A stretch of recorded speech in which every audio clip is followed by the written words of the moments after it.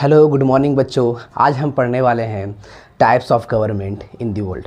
पूरी दुनिया में कितने तरह के गवर्नमेंट होते हैं, कितने तरह के सरकार होते हैं।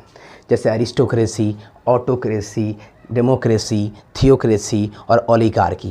ये डिफरेंट फॉर्म्स ऑफ गवर्नमेंट हैं।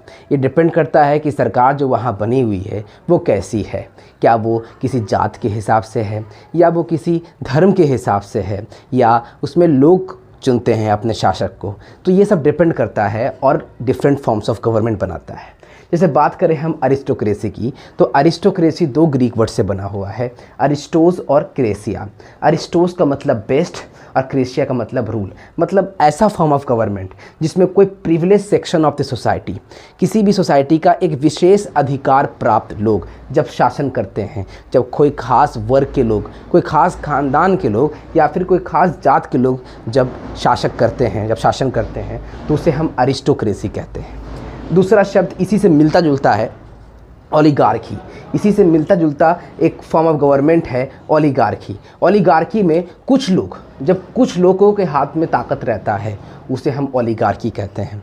लेकिन दोनों में फ़र्क क्या है?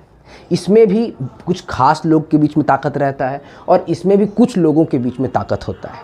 दोनों में फ़र्क ये है कि अरिस्टोक्रेसी फ्रॉम बर्थ होता है।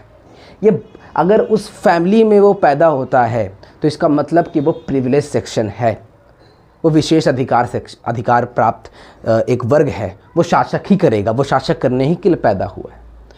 अगर कोई पैदा होता है किसी खास फैमिली में तो इसका मतलब कि उसी फैमिली का मेंबर शासन करेगा।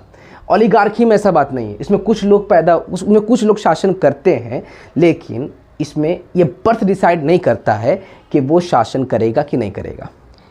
ओलिगार्की में बर्थ डिसाइड नहीं करता है। जैसे कि चाइना में हम बात करें कम्युनिस्ट पार्टी, चाइना में रूल क्या है? चाइना में रूल ये है कि अगर कोई भी पार्टी इलेक्शन लड़नी चाहती है, अगर कोई भी आदमी इलेक्शन लड़ना चाहता है तो उसे कम्युनिस्ट पार्टी ज्वाइन करना होगा। तो कम्युनिस्ट पार्टी कोई भी ज्वाइन कर सकता है, इसमें कोई जात पर बेसिस पर ज्वाइनिंग नहीं होता है। कोई भी कम्युनिस्ट पार्टी ज्वाइन करेगा और इलेक्शन लड़ सकता है। तो ओलिगार्की में बर्थ डिसाइड नहीं करता है और अरिस्टोक्रेसी में बर्थ डिसाइड करता है। फिर आगे हम बात करते हैं डिफरेंट फॉर्म ऑफ गवर्नमेंट में। पहले बात कर लेते हैं थियोक्रेसी में।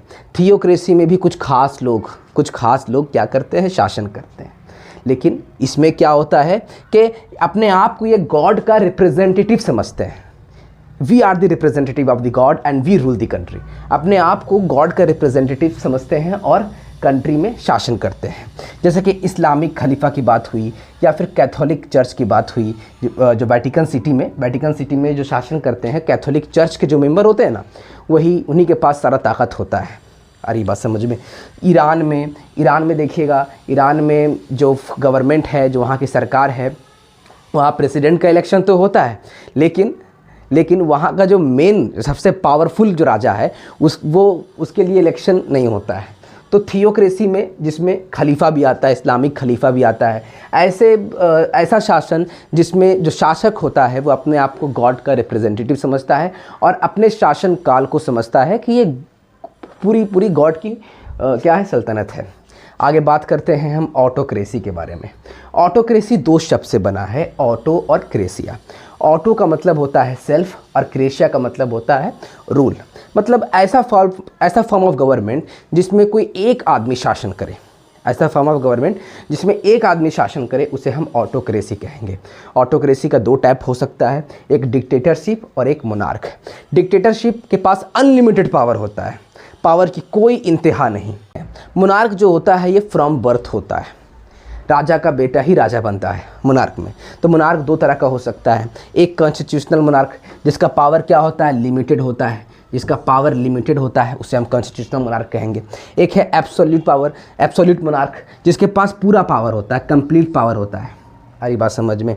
तो कॉन्स्टिट्यूशनल मोनार्क संविधान के हिसाब से चलते हैं, इनके पास लॉ बुक होता है और उस लॉ बुक के हिसाब से इनका पावर लिमिटेड होता है। लेकिन एब्सोल्यूट मोनार्क में ऐसा नहीं है।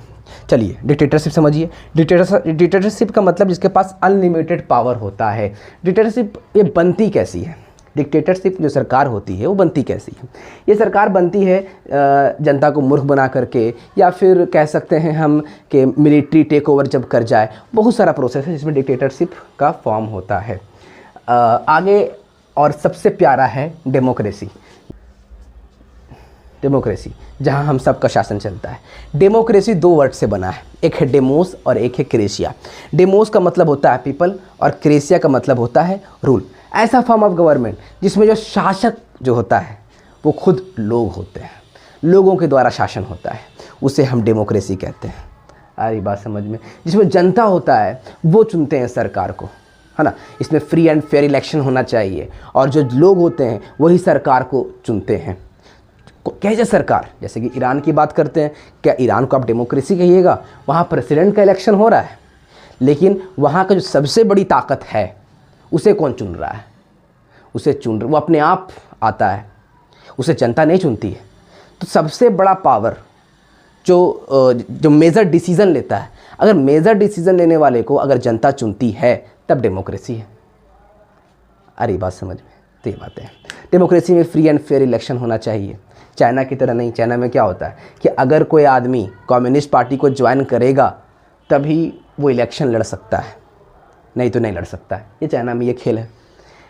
रूल ऑफ लॉ होना चाहिए, रूल ऑफ राइट्स होना चाहिए, राइट्स मिलना चाहिए नागरिक को, और लॉ के हिसाब से, कानून के हिसाब से काम होना चाहिए। जैसे कि एक जगह 20 साल से लगातार कोई पार्टी जीतती है, लेकिन वो डर्टी ट्रिक्स इस्तेमाल करके जीत रही है, तो इसका मतलब कि वो डेमोक्रेसी नहीं है, वो धांधली कर रही है, इसका मतलब वो डेमोक्रेटिक नहीं है फुल्ली तरीके से।